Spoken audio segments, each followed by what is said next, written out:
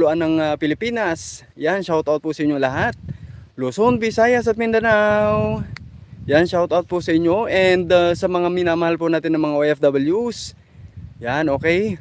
Shout out din po sa inyo. At mga kababayan po natin na mga gardeners dyan sa iba't ibang panig ng mundo. Dyan sa ibang bansa. Yan, shout out po sa inyo lahat. Okay, so my battery is already drained.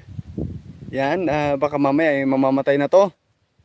So, muli, maraming salamat sa mga laging sumusuporta sa ating mga live at sa mga nanonood ng ating mga highlights. Yan, thank you so much sa walang sawang pagsuporta dito sa ating munting channel, guys. At sana ay makaabot na rin tayo sa target natin. Okay, so for now, uwi muna tayo dahil tanghali na. It's 11:35 AM dito sa Pilipinas. Yan.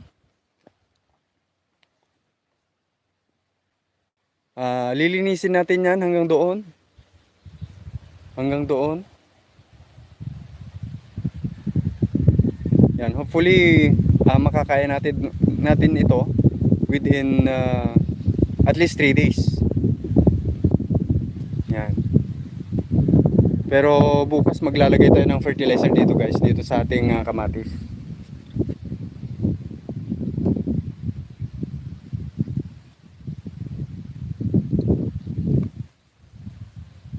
Yan, shout out po sa lahat po ng mga avid supporters po natin, mga avid viewers po natin.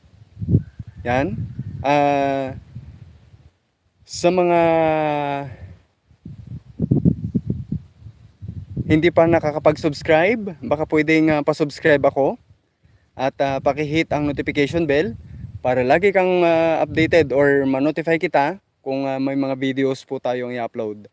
So, nag-upload po ako ng mga videos patungkol sa mga pagtatanim ng mga gulay-gulay, particular po sa mga kamatis, pipino, and so on and so forth.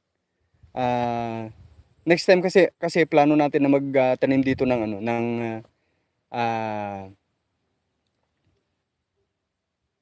sweet peas. Yan, sitcharo. Yan, yung plano natin na itatanim dito next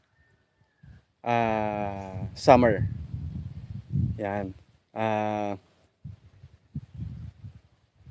Titingin pa tayo ng gagawin nating trellis niya.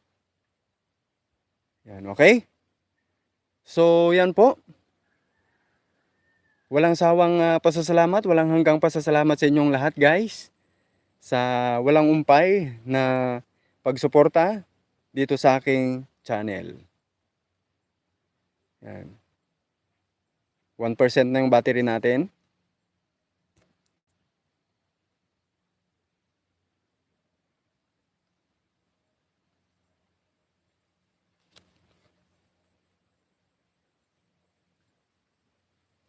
Sana abot pa sa bahay.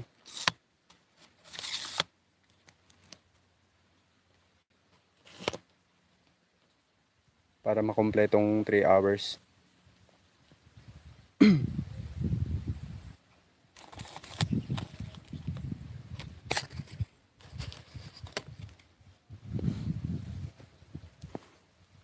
Uwi muna tayo sa bahay, guys.